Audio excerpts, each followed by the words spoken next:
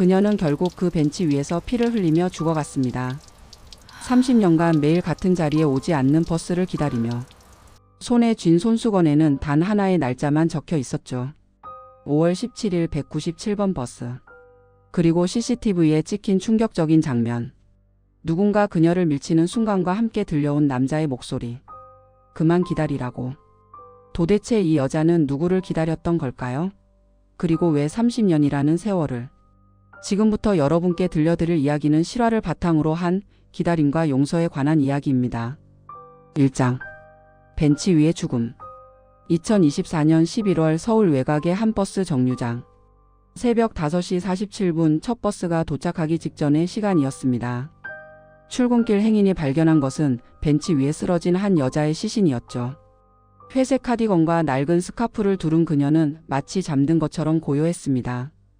하지만 벤치 아래로 흘러내린 핏자국이 그것이 죽음임을 말해주고 있었습니다.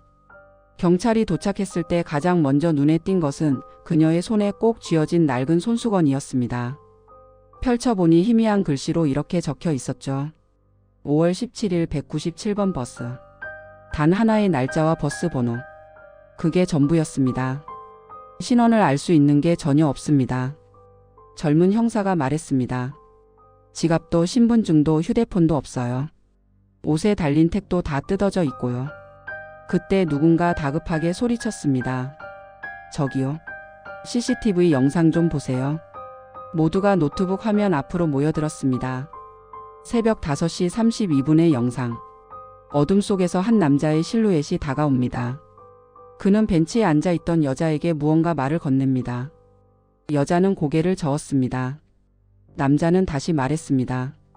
여자는 또다시 고개를 저었습니다. 그리고 그 순간 남자가 여자의 어깨를 밀었습니다. 강하게. 여자는 벤치에서 떨어져 바닥에 머리를 부딪혔습니다. 피가 흘렀습니다. 남자는 잠시 그 자리에 서 있다가 곧 어둠 속으로 사라졌습니다. 음성을 분석해 봤습니다. 기술팀 직원이 말했습니다. 남자가 뭐라고 했는지 겨우 복원했어요. 스피커에서 흘러나온 목소리는 낮고 떨리고 있었습니다. 그만 기다리라고. 제발. 그만. 형사들은 서로를 쳐다봤습니다. 이건 단순한 사고가 아니었습니다. 하지만 살인이라고 보기엔 뭔가 이상했습니다. 가해자의 목소리에는 분노가 아닌 절망이 담겨 있었으니까요. 주변 주민들 조사했습니까? 반장이 물었습니다. 네, 그런데 이상한 얘기들이 나옵니다. 이 여자 주민들 사이에서 꽤 유명했답니다. 근처 편의점 주인 김 씨는 이렇게 증언했습니다. 저 아주머니요? 제가 이 가게 연지 15년 됐는데 그때부터 계속 저기 계셨어요. 매일 같은 시간에 나타나서 197번 버스가 지나가는 걸 보고 또 사라지곤 했죠. 한 번도 버스를 타는 걸 본 적이 없어요. 그냥 보내드리기만 하더라고요. 197번 버스요? 형사가 물었습니다. 네, 아침 6시에 딱 한 번 지나가거든요. 그 버스만 보면 돌아가셨어요. 비가 오나 눈이 오나 한 번도 빠진 적이 없답니다. 또 다른 주민은 더 오래된 기억을 떠올렸습니다. 제가 어렸을 때부터 봤어요. 우리 어머니가 그러시더라고요. 저 여자는 30년도 더 됐다고. 누군가를 기다린대요. 누군진 몰라도 반드시 온다고 믿는 것 같더래요. 30년. 형사는 숨이 막혔습니다. 30년 동안 매일 같은 자리에서 같은 버스를 그저 지켜만 보았다는 겁니까? 미친놈의 집착이네. 한 형사가 중얼거렸습니다. 집착이 아니야. 반장이 손수건을 들여다보며 말했습니다. 이건 신념이야. 이 여자는 뭔가를 확신하고 있었어. 그 버스에 답이 있다고. 그날 밤 장례식장에는 아무도 오지 않았습니다. 신원 불상의 시신은 무용고자로 처리될 예정이었습니다. 하지만 다음날 아침 모든 것이 바뀌었습니다. 빈소 앞에 한 남자가 나타났으니까요. 검게 그을린 피부, 목에 걸린 낡은 카메라. 그는 영정사진을 한참 들여다보더니 주머니에서 뭔가를 꺼냈습니다. 버스표 한 장. 그리고 똑같은 손수건. 거기에도 적혀 있었습니다. 5월 17일 197번 버스. 남자는 떨리는 목소리로 물었습니다. 이분이 제 어머니 아닙니까? 2장. 낯선 청년의 등장. 어머니라고요? 형사는 서류를 뒤적이며 되물었습니다. 당신 이름이? 윤재입니다. 윤재. 실례지만 무슨 근거로 이 여성이 당신 어머니라고 생각하시는 겁니까? 윤재는 가방에서 낡은 봉투를 꺼냈습니다. 안에는 버스표와 손수건 그리고 찢어진 사진 한 장이 들어 있었습니다. 사진 속 여자의 얼굴은 영정사진 속 그녀와 똑같았습니다. 다만 30년은 더 젊어 보였죠. 제가 어렸을 때 고아원에 맡겨졌습니다. 이게 전부였어요. 유일하게 남은 단서였죠. 형사는 사진을 자세히 들여다봤습니다. 여자가 아기를 안고 있었습니다. 하지만 이상한 점이 있었습니다. 사진의 절반이 찢어져 있었던 겁니다. 마치 누군가 의도적으로 남자의 얼굴 부분만 도려낸 것처럼. 이 사진은 어디서 찍은 겁니까? 모릅니다. 뒷면을 보시죠. 사진 뒷면에는 희미한 글씨로 이렇게 적혀 있었습니다. 버스 정류장 앞에서 5월 17일. 똑같은 날짜. 똑같은 장소. 형사의 표정이 굳어졌습니다. 이건 우연이라고 보기엔 우연이 아닙니다. 윤재가 끊어 말했습니다. 저는 사진기자입니다. 지난 10년간 실종자와 무연고 사망자 사진을 찍어왔어요. 그러다 우연히 3일 전 뉴스에서 이 얼굴을 봤습니다. 그래서 바로 오신 겁니까? 네, 확인하고 싶었습니다. 제가 30년 동안 찾던 사람이 맞는지. 형사는 한숨을 쉬었습니다. DNA 검사를 해봐야겠습니다. 하지만 시신의 신원이 확인되지 않은 상태라 시간이 걸릴 겁니다. 시간은 상관없습니다. 윤재가 말했습니다. 30년을 기다렸는데 며칠쯤이야. 그날 저녁 윤재는 정류장으로 갔습니다. 경찰 테이프가 쳐져 있었지만 그는 벤치 앞에 쪼그려 앉았습니다. 벤치 아래에는 아직 핏자국이 남아 있었습니다. 그는 카메라를 꺼내 사진을 찍기 시작했습니다. 클릭, 클릭. 벤치 정류장 표지판 197번 노선도. 그때 누군가 말을 걸었습니다. 기자분이세요? 돌아보니 70대로 보이는 할머니가 서 있었습니다. 근처 슈퍼 주인이었습니다. 네, 이 사건 취재 중입니다. 정희 씨 말이죠? 불쌍한 분이에요. 평생을 저기 앉아서 기다리기만 하셨으니. 정희요? 그분 이름이 정희입니까? 아, 진짜 이름은 몰라요. 그냥 우리끼리 그렇게 불렀죠. 항상 같은 자리에 계셔서 정해진 자리의 희망이라고. 정류장의 희망 줄여서 정희. 윤재는 뭉클해졌습니다. 이름조차 없이 살아온 여자. 하지만 사람들은 그녀에게 이름을 지어줬습니다. 혹시 왜 기다렸는지 아십니까? 글쎄요. 옛날에 한번 물어본 적 있어요. 그랬더니 이러시더라고요. 약속했거든요. 이 자리에서 만나기로. 그게 다였어요. 약속. 누구와요? 할머니가 고개를 저었습니다. 모르죠. 하지만 한 가지 이상한 건 그분이 버스를 탄 적이 단 한 번도 없다는 거예요. 197번이 오면 그냥 서서 보기만 하셨어요. 버스 기사 얼굴을 확인하듯이. 윤재의 심장이 뛰기 시작했습니다. 기사를 확인했다고요? 네, 마치 누군가를 찾는 것 같았어요. 버스가 지나갈 때마다 실망한 표정으로 돌아가곤 하셨죠. 그날 밤 윤재는 197번 버스 노선을 조사했습니다. 기사 명단, 운행 기록, 사고 이력까지. 그리고 30년 전 기록에서 한 가지를 발견했습니다. 1994년 5월 17일 197번 버스 대형 사고. 사망자 1명, 중상자 3명. 그리고 사고 당시 운전기사의 이름. 강호. 윤재는 얼어붙었습니다. 그 이름은 자신의 아버지 이름이었습니다. 3장. 약속의 버스. 다음 날 새벽 윤재는 197번 버스 첫 차를 탔습니다. 새벽 6시. 버스는 텅 비어 있었고 나이든 기사 1명이 운전대를 잡고 있었습니다. 윤재는 맨 뒷자리에 앉아 노선을 따라가며 주변을 관찰했습니다. 30년 전 사고 지점까지는 약 15분 거리였습니다. 좁은 내리막길, 급커브, 그리고 낡은 가드레일. 지금도 위험해 보이는 구간이었습니다. 버스가 그 지점을 지날 때 윤재는 카메라를 들었습니다. 하지만 찍히는 건 그저 평범한 도로였습니다. 30년이라는 시간이 모든 흔적을 지워버렸습니다. 종점에 도착했을 때 윤재는 기사에게 다가갔습니다. 실례합니다. 질문 하나만 해도 될까요? 네, 뭔데요? 이 노선에서 30년 전에 사고가 있었다고 들었는데 혹시 아십니까? 기사의 표정이 굳어졌습니다. 아, 그 사고요? 알죠. 회사에서 전설처럼 내려오는 이야기니까요. 전설이요? 네, 기사가 실종된 사고였거든요. 윤재는 눈을 크게 떴습니다. 실종이요? 사망이 아니고? 네, 사고 당시 버스가 가드레일을 들이받았대요. 승객들은 다쳤고 한 명이 사망했죠. 그런데 정작 기사는 현장에서 사라졌답니다. 경찰이 수색했지만 끝내 못 찾았대요. 그 기사 이름이 혹시 강호 씨였습니다. 윤재는 입술을 깨물었습니다. 아버지였습니다. 분명했습니다. 혹시 그 사고에 대해 더 아시는 게 있습니까? 기사는 잠시 망설이다 말했습니다. 루머인데요. 그 사고가 아니었다는 얘기가 있어요. 무슨 뜻입니까? 누군가를 피하려다 사고가 났다는 거예요. 도로에 사람이 있었대요. 여자와 아이. 강호 씨가 그들을 피하려다 핸들을 꺾었고 버스는 그대로 가드레일로. 여자와 아이. 윤재의 뇌리에 사진 한 장이 스쳤습니다. 아기를 안고 있는 여자. 그리고 찢어진 남자의 얼굴. 그 여자와 아이는요? 그것도 미스터리죠. 공식 기록엔 없어요.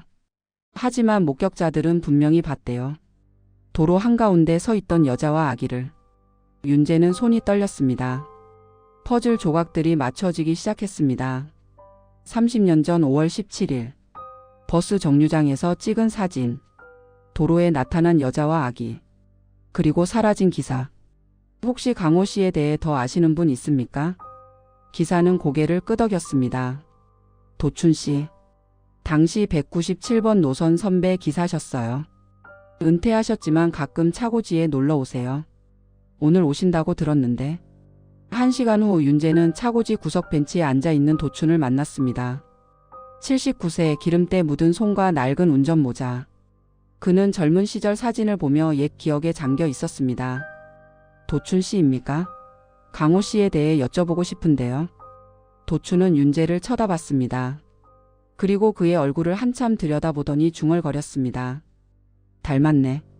강호 그 자식하고 똑같아. 저는 윤재입니다. 강호의 아들입니다. 도춘의 손이 떨렸습니다. 그는 한참을 말없이 윤재를 쳐다보다가 마침내 입을 열었습니다. 그 자식, 아직 살아있나? 네, 요양원에 계십니다. 요양원이라. 도춘이 쓴 웃음을 지었습니다. 자기를 가둔 거군. 30년 동안. 무슨 말씀이신지. 그 사고 말이야. 도춘이 끊어 말했습니다. 사고가 아니었어. 강호가 선택한 거야. 선택이요? 도로에 여자가 있었어. 아기를 안고. 강호는 그들을 봤어. 그리고 핸들을 꺾었지. 승객들을 위험에 빠뜨리면서까지. 왜요? 왜 그랬습니까? 도춘이 윤재를 똑바로 쳐다봤습니다. 그 여자가 사랑했던 사람이니까. 그리고 그 아기가 바로 너였으니까. 사장. 사라진 사진 한 장. 윤재는 머리를 한 대 맞은 것처럼 멍해졌습니다. 저요? 제가 그 아기였다고요? 그래. 도춘이 고개를 끄덕였습니다. 강호한테 들었어. 사고 나기 일주일 전에. 그 자식 술 먹고 울면서 말하더군. 자기한테 여자가 있었다고. 아이도 낳았다고. 근데 자기가 도망쳤다고. 도망쳤다니요? 강호는 원래 결혼한 몸이었어. 다른 여자가 있었지. 근데 그 여자, 정이라고 했나? 그 여자를 사랑하게 됐대. 그리고 아이까지 생겼고. 강호는 혼자 고민하다가 결국 도망친 거야. 가족도 정이도 다 버리고. 윤재는 주먹을 불끈 쥐었습니다. 그럼 그 여자는요? 제 어머니는요? 혼자 키웠겠지. 그런데 문제는 그 다음이야. 도춘이 한숨을 쉬었습니다. 사고 전날 강호한테 전화가 왔대. 정이었어. 197번 정류장에서 만나자고. 5월 17일 아침에. 197번 정류장. 그래. 강호는 갔어.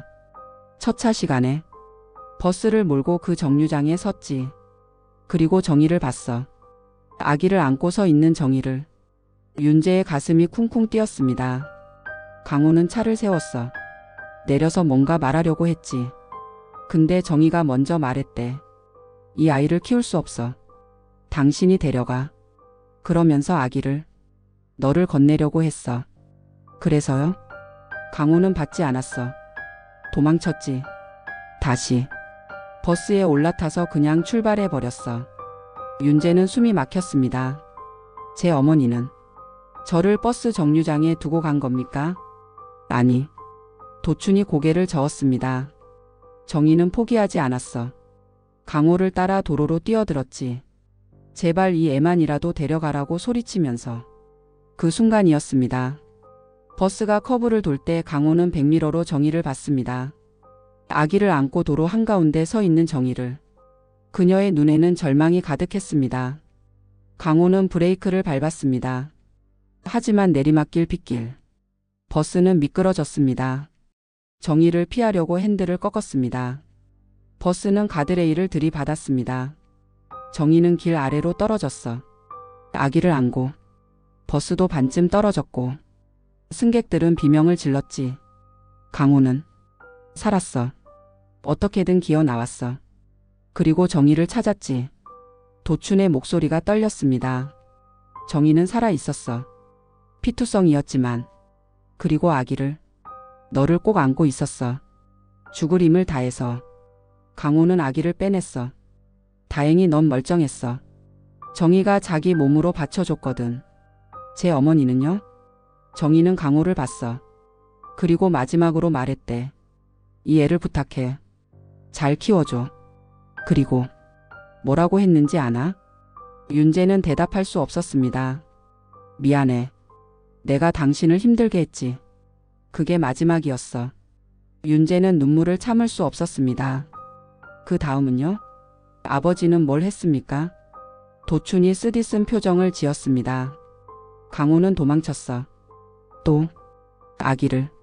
너를 들고 도망쳤지. 경찰이 올 때까지 기다리지도 않았어. 너를 고아원 앞에 두고 그 자신은 숨어버렸어. 세상에서 완전히 사라진 거야. 정희는요? 제 어머니는 어떻게 됐습니까? 살았어. 도춘이 말했습니다. 기적적으로. 하지만 기억을 잃었어. 아기도 강호도 모든 걸 잊었지. 병원에서 석 달을 보내고 나왔는데 유일하게 기억하는 게 하나 있었대. 뭡니까? 197번 버스. 그리고 5월 17일. 그날 뭔가 중요한 일이 있었다는 것. 그래서 기다리기 시작한 거야. 매일. 30년 동안. 윤재는 무릎에 힘이 풀려 주저앉았습니다. 그 여자는 어머니였습니다. 30년 동안 매일 같은 자리에서 기다렸던 그 여자는 자신의 어머니였습니다. 하지만 자신이 누군지도 왜 기다리는지도 기억하지 못한 채. 한 가지 더. 도춘이 말했습니다. 정희 집에 가봐. 거기 뭔가 남아 있을 거야. 그날 저녁 윤재는 정희가 살던 집을 찾아갔습니다. 작은 반지하 방. 형사가 열쇠를 건네 주었습니다.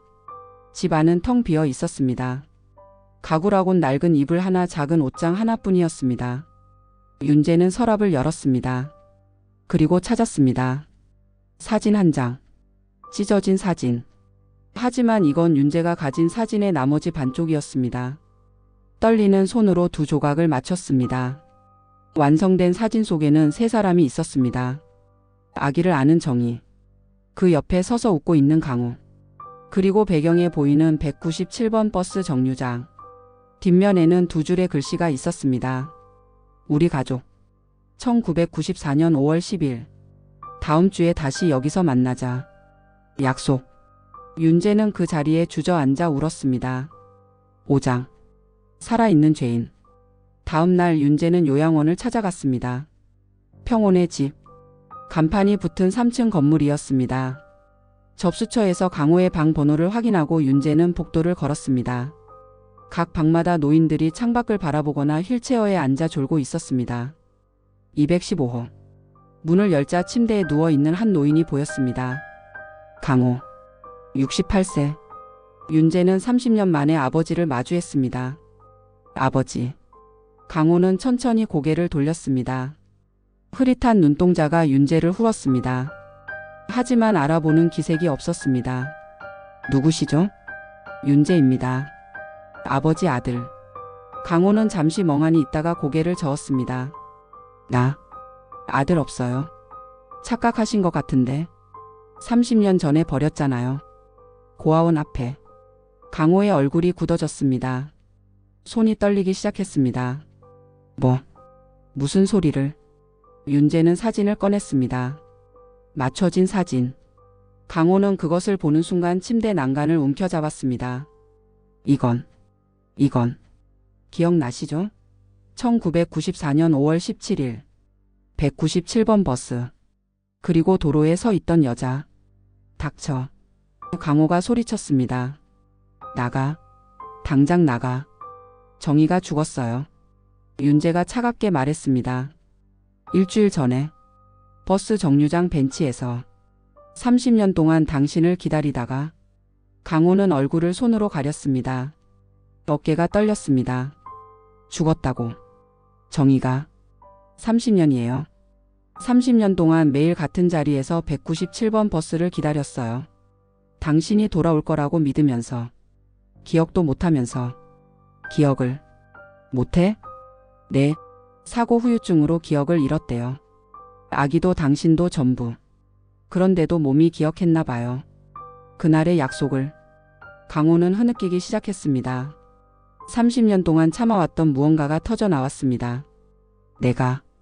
내가 죽였어. 정희를. 그리고 우리 아들도. 전 살아 있어요. 윤재가 말했습니다. 어머니가 자기 몸으로 지켜줬으니까. 강호는 윤재를 쳐다봤습니다. 눈물 범벅이 된 얼굴로. 미안하다. 미안해. 나는 왜 도망쳤어요? 무서웠어. 강호가 떨리는 목소리로 말했습니다. 책임지는 게 무서웠어. 정희도 아기도 다 무서웠어. 그래서 도망쳤지. 비겁하게. 그리고 30년 동안 여기 숨어 있었던 거예요? 숨은 게 아니야. 강호가 고개를 저었습니다. 스스로를 가둔 거야. 밖으로 나가면 정희를 볼 것 같았거든. 그 정류장을 지나갈 것 같았고. 어머니는 거기 있었어요. 매일. 알아? 강호가 속삭였습니다. 알고 있었어. 윤재는 얼어붙었습니다. 알고 있었다고요? 2년 전에 봤어. 우연히. 병원 가는 길에 그 정류장을 지나갔는데 정희가 거기 앉아 있더라. 늙은 모습으로. 그런데도 알아봤어. 한눈에. 그래서요? 차에서 내리려고 했어. 가서 무릎 꿇고 싶었어. 근데 강호는 고개를 떨궜습니다. 못했어. 또 도망쳤어. 윤재는 주먹을 쥐었습니다. 분노가 치밀어 올랐습니다. 그런데도 아무것도 안 했어요. 2년 동안? 뭘 할 수 있었겠어. 강호가 쓰게 웃었습니다. 용서받을 수 없는 사람이 뭘 할 수 있겠어. 그래서 어머니를 죽게 내버려 뒀어요. 내가 죽인 거야. 강호가 소리쳤습니다. 내가 밀었어. 일주일 전에. 윤재는 숨이 멎었습니다. 당신이. CCTV에 나온 남자가. 그래. 강호가 고개를 끄덕였습니다. 견딜 수가 없었어. 정희가 매일 거기 앉아서 기다리는 모습을. 그래서 갔어. 그만 기다리라고 말하려고. 그리고 밀었어요? 아니. 강호가 고개를 저었습니다. 그러려던 게 아니었어. 그냥 말하려고 했어. 난 올 수 없어. 그만 기다려. 제발. 근데 정희가 날 봤어. 알아봤어요? 아니. 강호의 목소리가 갈라졌습니다. 전혀. 그냥 낯선 사람으로만 봤어. 그게 더 아팠어. 내가 정희 인생에서 완전히 지워진 거니까. 그래서 손을 뻗었어. 붙잡으려고. 나야 강호야라고 말하려고. 근데 손이 미끄러졌어요. 정희가 피했어. 낯선 남자가 손을 뻗으니까 무서웠겠지. 그러다가 균형을 잃었어. 내가 잡으려고 했지만 강호는 손을 펼쳐 보였습니다. 닿지 않았어. 정희는 떨어졌고 머리를 부딪혔어. 피가 피가 났어. 그리고 또 도망쳤군요. 강호는 대답하지 않았습니다. 그저 울 뿐이었습니다. 윤재는 일어섰습니다. 더 이상 볼 수 없었습니다. 경찰에 자수하세요. 그래야지. 강호가 고개를 끄덕였습니다. 이제 끝내야지. 문을 나서려던 윤재가 멈춰 섰습니다. 마지막으로 하나만 물을게요. 어머니를 사랑했어요? 강호는 한참을 침묵하다가 대답했습니다. 사랑했어. 너무 사랑했어. 그래서 더 무서웠던 거야. 윤재는 뒤돌아보지 않고 걸어 나갔습니다. 6장 30년 전의 버스. 며칠 후 윤재는 도춘에게 다시 전화를 걸었습니다. 더 알아야 할 게 있을 것 같아서요. 사고 당일 정확히 무슨 일이 있었는지. 도춘은 한숨을 쉬었습니다. 직접 보여줄게. 따라와. 그들은 차를 타고 사고 현장으로 향했습니다. 30년 전 그날의 커브길. 지금은 가드레일이 새로 설치되고 도로도 확장됐지만 여전히 위험해 보였습니다. 여기야. 도춘이 차에서 내리며 말했습니다. 바로 이 지점에서 버스가 미끄러졌어. 윤재는 도로를 내려다봤습니다. 10m 아래 계곡이 보였습니다. 강호한테 직접 들었어. 도춘이 말을 이었습니다. 사고 직후 내가 달려왔을 때 강호를 봤거든. 아기를 안고 울고 있더라. 저를요? 그래. 너는 울지도 않고 조용했어. 강호는 계속 미안해 미안해 중얼거렸지. 아기한테 하는 건지 아니면 정희한테 하는 건지. 그래. 도춘이 고개를 끄덕였습니다. 정희는 저 아래에 있었어. 구조대가 올 때까지 1시간이 걸렸어. 그 사이 강호는 사라졌지. 구조대가 왔을 때 정희는 어땠어요? 살아 있었어. 기적이었지. 10m를 떨어졌는데도. 의사들이 놀라워했어. 아기를 지키려는 본능이 몸을 지탱했다고 했어. 아기가 없었는데도요. 그게 더 슬픈 거지. 도춘이 쓰게 웃었습니다. 강호가 이미 데려갔는데 정희는 그걸 몰랐어. 의식을 잃기 직전까지 아기를 안고 있다고 생각했던 거야. 윤재는 가슴이 먹먹했습니다. 병원에서 깨어났을 때 정희가 제일 먼저 한 말이 뭔지 아나? 뭐였어요? 내 아기는요? 그거였어. 간호사들이 아기가 없다고 했지. 그랬더니 정희가 울부짖었대. 아니에요. 분명히 안고 있었어요. 하면서. 기억은요? 그것만 기억했어. 아기를 안고 있었다는 것. 그리고 누군가와 약속이 있었다는 것. 197번 버스 정류장에서. 그래서 기다리기 시작한 거군요. 그래. 도춘이 고개를 끄덕였습니다. 태어난 다음 날부터 매일 아침 6시에 그 정류장에 나타났어. 197번 버스가 올 때까지 앉아서 기다렸지. 혹시 주변 사람들이 알려주지 않았나요? 진실을? 알려줬지. 여러 번. 근데 정희는 믿지 않았어. 아니에요. 제 아기는 살아있어요. 반드시 그 버스를 타고 올 거예요. 그렇게 믿었어. 윤재는 눈물을 참았습니다. 한 가지 더 이상한 게 있었어. 도춘이 말했습니다. 정희는 매일 손수건을 들고 있었어. 거기에 뭔가 적혀 있었지. 5월 17일 197번 버스. 그래. 근데 그걸 누가 적었을까? 윤재는 멈칫했습니다. 정희가 적은 거 아닌가요? 아니야. 도춘이 고개를 저었습니다. 정희는 사고 후유증으로 글씨를 제대로 못 썼어. 손이 떨렸거든. 근데 그 손수건의 글씨는 단정했어. 누군가 다른 사람이 써준 거야. 누가요? 모르지. 하지만 내 생각엔. 도춘이 윤재를 쳐다봤습니다. 강호가 아닐까 싶어. 아버지가요? 그래. 강호는 도망쳤지만 정희를 완전히 버리진 못했을 거야. 어딘가에서 지켜봤을 거야. 그리고 정희가 뭘 기다리는지 알려주려고 손수건에 적어줬겠지. 이날을 기억해. 이 버스를 기억해. 그렇게. 윤재는 복잡한 감정에 휩싸였습니다. 분노와 연민, 증오와 이해. 모든 게 뒤엉켜 있었습니다. 정희는 행복했을까? 도춘이 물었습니다. 행복했을 리가요. 30년 동안 혼자서. 아니야. 도춘이 고개를 저었습니다. 정희는 행복했어. 내가 봤거든. 버스를 기다리는 정희의 얼굴을. 어떤데요? 평온했어. 슬프지도 절망적이지도 않았어. 그냥 기다리는 사람의 얼굴이었어. 언젠가는 온다고, 반드시 온다고 믿는 사람이. 하지만 오지 않았잖아요.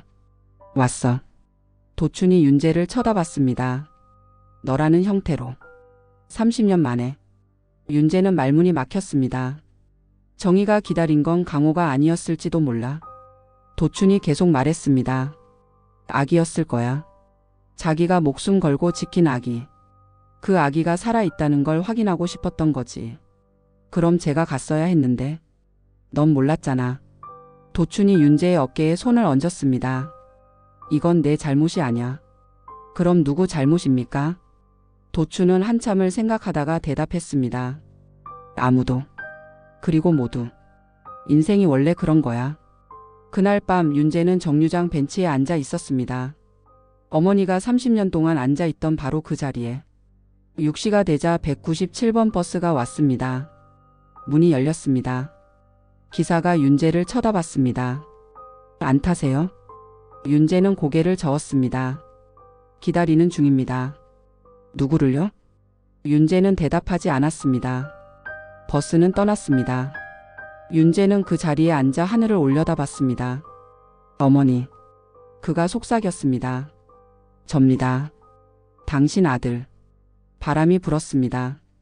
마치 대답처럼. 7장. 정류장으로 돌아온 날.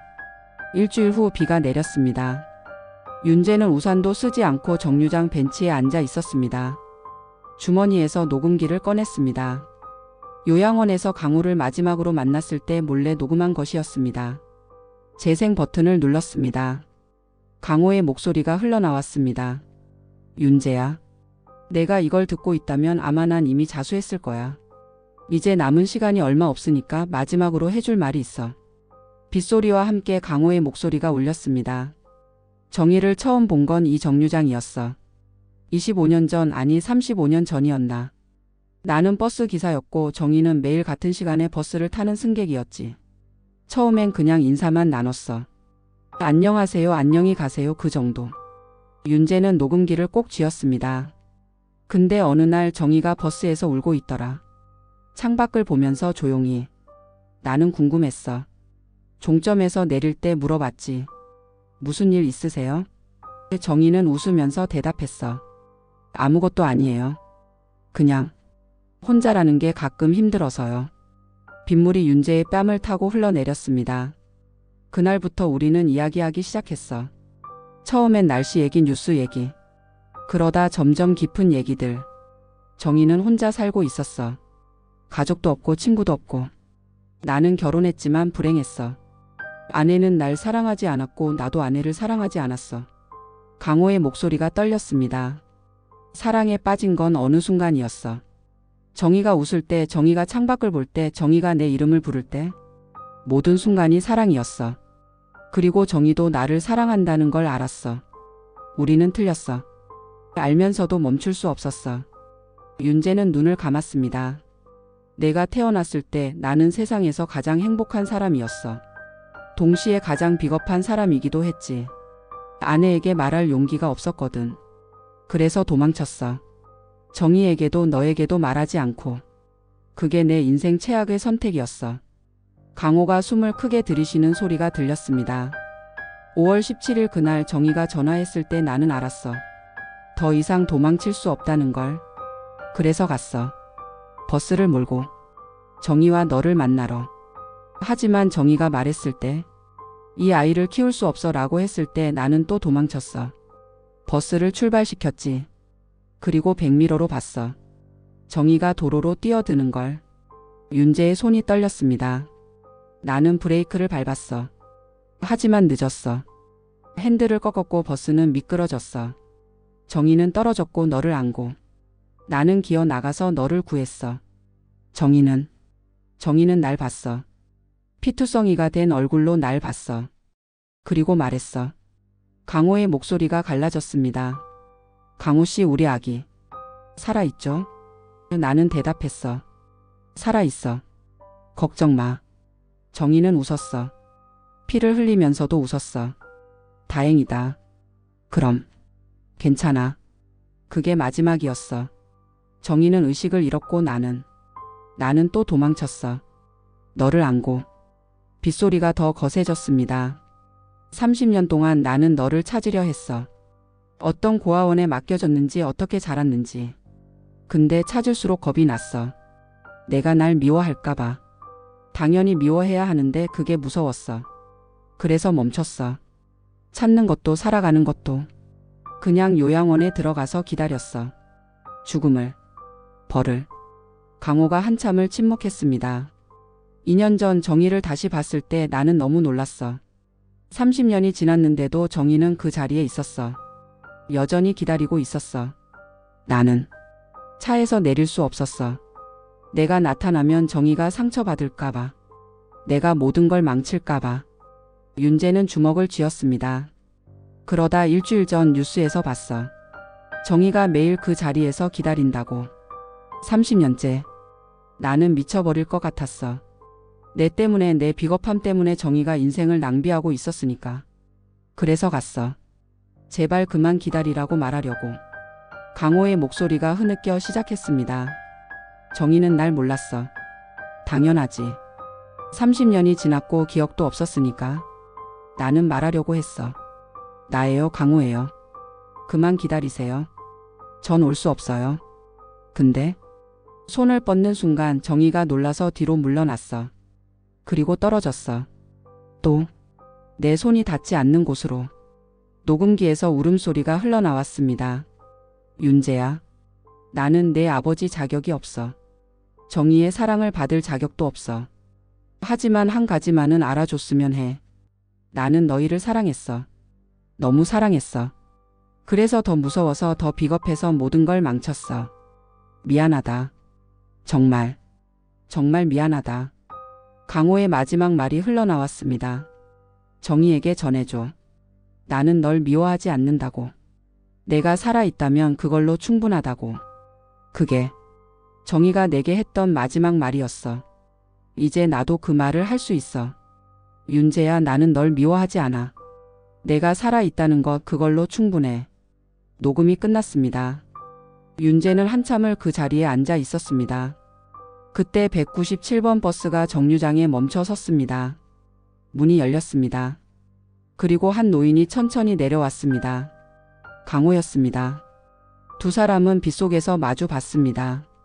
아무 말도 하지 않았습니다. 강호가 먼저 벤치로 걸어왔습니다. 윤재 옆에 앉았습니다. 둘은 나란히 앉아 비를 봤습니다. 한참 후 강호가 입을 열었습니다. 미안하다. 윤재는 대답하지 않았습니다. 용서해달라는 게 아니야. 그럴 자격 없어. 그냥 미안하다는 말은 해야 할 것 같아서. 윤재는 고개를 돌려 강호를 봤습니다. 늙고 초라한 남자. 한때 도망쳤던 남자. 하지만 이제는 돌아온 남자. 저도 미안해요. 윤재가 말했습니다. 뭐가? 어머니를 더 일찍 찾아드리지 못해서. 강호는 고개를 숙였습니다. 정희는 행복했을까? 모르겠어요. 윤재가 대답했습니다. 하지만 희망은 있었던 것 같아요. 끝까지. 그걸로 됐어. 강호가 고개를 끄덕였습니다. 그걸로. 충분해. 두 사람은 다시 침묵했습니다. 버스가 떠났습니다. 비는 계속 내렸습니다. 정류장 벤치에는 두 사람의 그림자만 남았습니다. 8장. 기다림의 끝. 한 달 후. 197번 버스 정류장은 재개발 구역으로 지정됐습니다. 오래된 벤치는 철거될 예정이었습니다. 마지막 날 윤재는 그 벤치를 사진으로 남겼습니다. 클릭. 30년의 기다림이 담긴 벤치. 수많은 아침을 견딘 나무. 이제는 사라질 추억. 구청 직원들이 벤치를 들어 올렸습니다. 그 아래에서 무언가 발견됐습니다. 작은 철제 상자였습니다. 녹이 슬었지만 아직 단단했습니다. 윤재가 조심스럽게 열었습니다. 안에는 편지 한 통이 들어 있었습니다. 누렇게 바랜 종이. 잉크가 번져 있었지만 글씨는 읽을 수 있었습니다. 강호에게.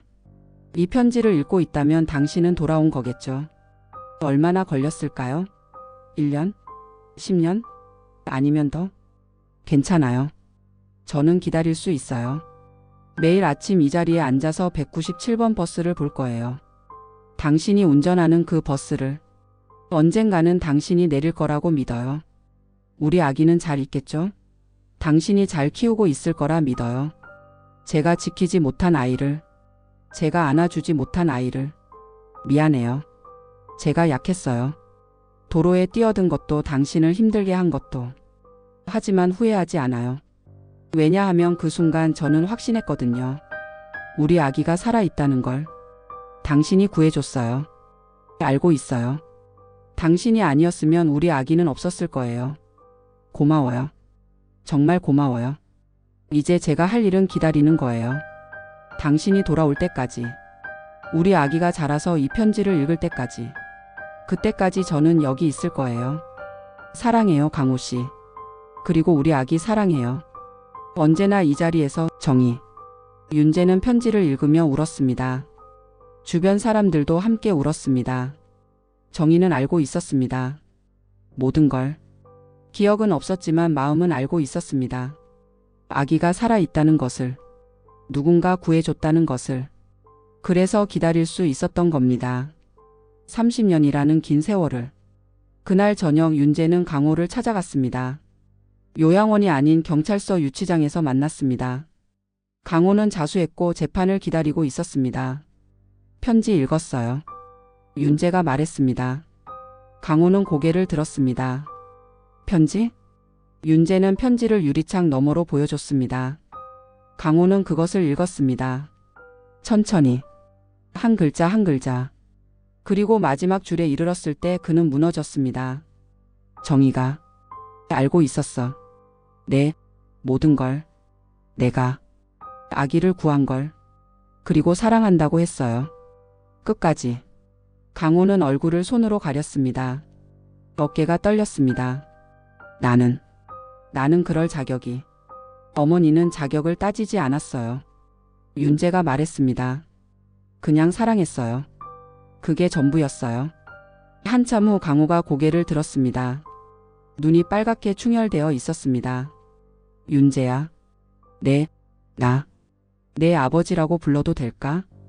윤재는 잠시 침묵했습니다.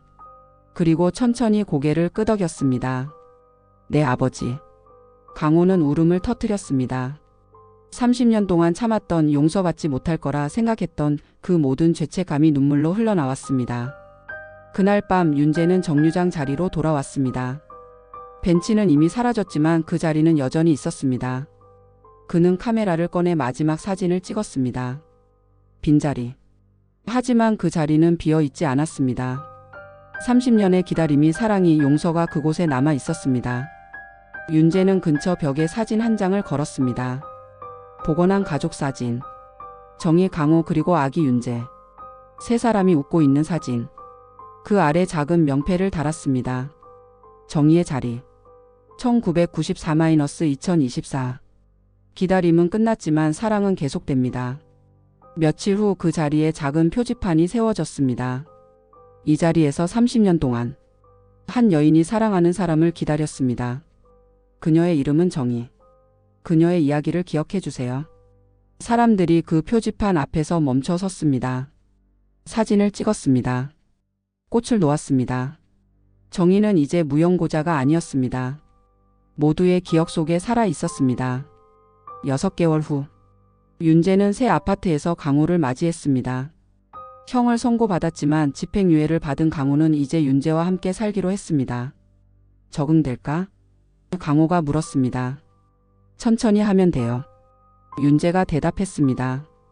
두 사람은 거실에 앉아 커피를 마셨습니다. 벽에는 정희의 사진이 걸려 있었습니다. 웃고 있는 그녀. 아기를 안고 행복해하는 그녀. 정희가 좋아했을 것 같아. 강호가 말했습니다. 뭘요? 우리가 함께 있는 거.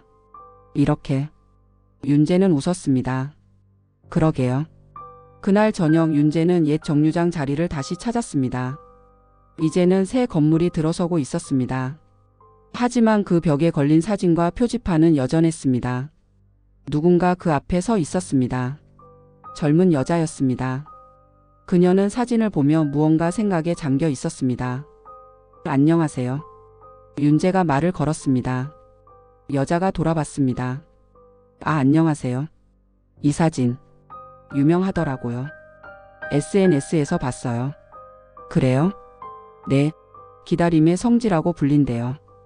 여기 와서 소원 빌면 이루어진다고. 윤재는 씁쓸하게 웃었습니다. 그런 곳이 됐군요. 실례지만 혹시 이 여자분 아세요? 윤재는 사진을 쳐다봤습니다. 어머니의 얼굴. 네, 잘 알아요. 어떤 분이셨어요? 윤재는 잠시 생각하다가 대답했습니다. 사랑을 믿은 사람이요. 끝까지. 여자는 고개를 끄덕였습니다. 저도 그렇게 살고 싶어요. 그럴 수 있을 거예요. 여자가 사진 앞에 꽃을 놓고 떠났습니다. 윤재는 그 자리에 혼자 남았습니다. 어머니. 그가 속삭였습니다. 이제 편히 쉬세요. 기다림은 끝났어요. 바람이 불었습니다. 따뜻한 바람. 윤재는 미소 지었습니다. 그리고 돌아섰습니다. 삶은 계속되었습니다. 기다림은 끝났지만 사랑은 계속되었습니다. 여러분, 정류장 앞의 여자 이야기 어떠셨나요? 30년이라는 긴 시간 한 여자는 기다렸고 한 남자는 도망쳤으며 한 아이는 진실을 몰랐습니다.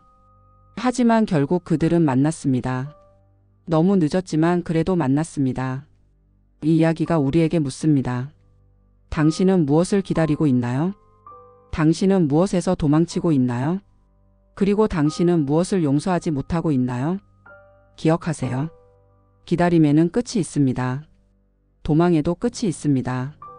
그리고 용서는 언제나 가능합니다. 늦었다고 생각할 때가 가장 빠를 때입니다. 오늘도 여러분 곁에 있어준 사람들에게 말해보세요. 사랑해요. 미안해요. 고마워요. 그 말이 누군가의 30년을 바꿀 수 있습니다. 좋아요와 구독은 더 많은 이야기를 만드는 힘이 됩니다. 다음 이야기에서 또 만나요. 여러분 사랑합니다.